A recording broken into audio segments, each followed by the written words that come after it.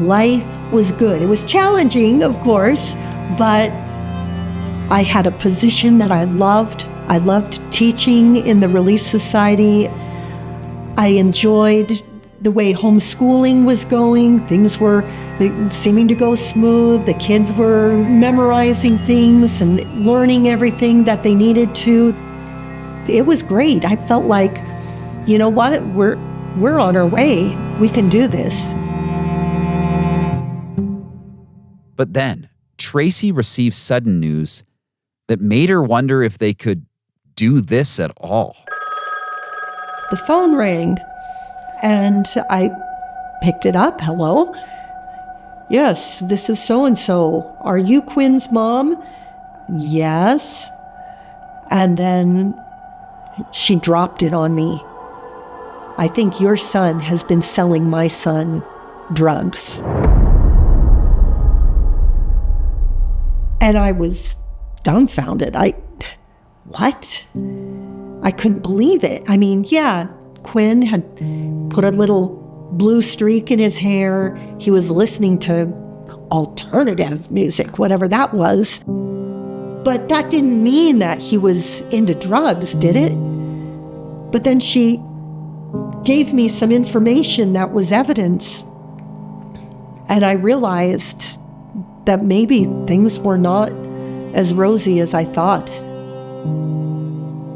My mind was racing and I was just shaken. I'm a parent that cares.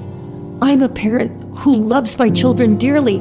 I'm a parent who made the decision to homeschool because that's how committed I was to family. Brigham Young said that if a parent will do everything in their power to walk in the ways of righteousness, not 1 in 100 children would go astray.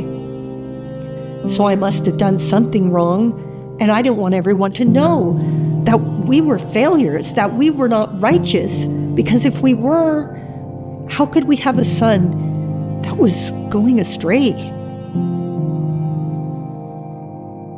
I confronted Quinn and talked to him about it. But when he had no other choice but to confess, I found out a whole lot of dirt on other teenagers in the ward. He named other kids in the ward who were either using drugs or having sex, and I don't think their parents knew about it. So here we all are going to church on Sunday, thinking that our families we're headed to the celestial kingdom. There's no problems. We've got everything under control. But under the surface, there were families falling apart. And that experience, it really gave me a new perspective. So I went from being judgmental to understanding that life is not perfect. Mormonism isn't perfect. It's true, but it's not perfect. And people can still go astray, even if they come from good homes. It was a really stressful time. How am I going to get through this? How are we all going to get to the celestial kingdom when there's this kind of debauchery under the surface?